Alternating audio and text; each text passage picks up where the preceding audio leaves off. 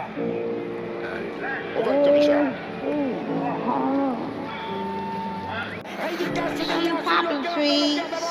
Rédicas, Thierry Duvaldestia, Rédicas, Franck Diva, Maraja est deuxième, Maraja qui revient sur Rédicas, Maraja les deux favoris, Rédicas, Ipipi Boura, Rédicas, Franck Diva, Thierry Duvaldestia, Maraja est deuxième, Olteni Biwet c'est troisième, Oyonnax c'est quatrième, Quatergent est cinquième. Bonjour à tous les amis, on se retrouve pour le premier quintet du week-end sur l'hippodrome de Compiègne. Le prix Céréaliste est à l'étude, conditions de course qui s'affichent devant vous. 3600 mètres, 14 partants, des chevaux âgés seulement de 5 ans, sur un terrain souple à très souple. C'est parti pour la sélection. Alors base gagnante, le numéro 9 d'Entor des Obos, 4 sur 4 dans les quintets plus et 4 sur 4 dans les 3.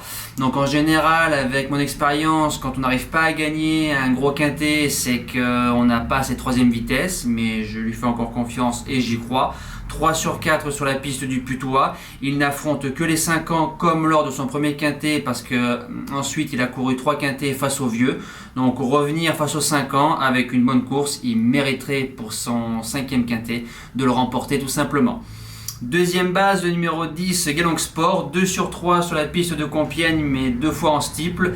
Un échec sur une liste de race en haie, mais le cheval a éjecté son jockey, il y avait du gaz, donc c'est un regret ce jour-là. Il vient de faire deuxième de Waterfunnel qui vient de gagner groupe 3 récemment, et quatrième pour son premier quintet, donc pour son deuxième quintet. C'est un cheval qui doit finir dans les 3 premiers.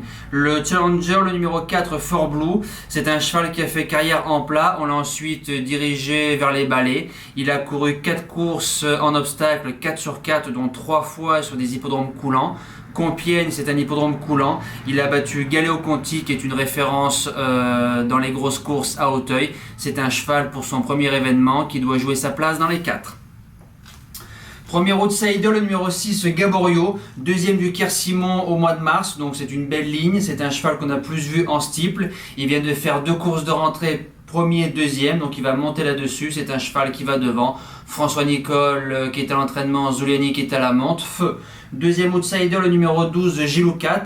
C'est un spécialiste du Putois, donc je vous cite sa musique. Deuxième, quatrième, sixième, deuxième, premier, soit sur les gros, soit sur les balais. Il a fait 6e de quintet plus l'année dernière à pareille époque en 58 de valeur. Il revient en 57,5. Il vient de s'imposer d'autorité sur ce tracé-là. C'est un bel outsider qui peut finir 4-5e. La suite du pronostic, le numéro 7, Gage de réussite. 5e du quintet plus de référence. Je trouve le lot mieux composé que la dernière fois. Alors, ont-ils fait trop fort en allant devant? Il a subi à la fin les attaques. Donc, si on le préserve un peu plus, il peut faire aussi bien. 7e position, le numéro 2, Garder la monnaie. Pour son premier quintet plus, tombé, mais pas de sa faute. Un cheval devant, la jument tombe, donc ça l'a précipité dans sa chute-là. À 2 sur 2 à Compiègne sur le steeple, mais à 0 sur 2 sur les haies, sur l'hippodrome de Compiègne. Donc c'est le petit point noir de sa candidature. Mais a battu Waterfunnel, qui est une belle référence, donc je l'ai gardé et je la rachète. Et je termine avec la Skim River, qui a 3 sur 6 dans les quintets plus, donc 50% de réussite, a gagné le quintet de référence. Plus 3,5 kg, qui peut prendre une place parce que le cheval, il est en forme. En cas de non partant, le numéro 3, Gold Allen, une course de rentrée 7e à Auteuil propre. C'est un cheval qui a gagné quintet au mois de mai. Maintenant, c'est une deuxième course. C'est un cheval qui attend. Attendre au Putois n'est jamais bon. Dans un champ réduit, on peut le garder pour les joueurs de longue. Mon impasse, le 11, Bliss Forever, cheval de plat qui a gagné pour ses débuts en haie à Auteuil. Ensuite, 2 échecs. Il vient de faire une course de rentrée dans les quintets plus, ça m'a l'air un petit peu juste. Pour moi, je le raye. On passe au cheval du jour. Alors, mercredi 27 octobre, pas de coup de 4, mais une place de 4e.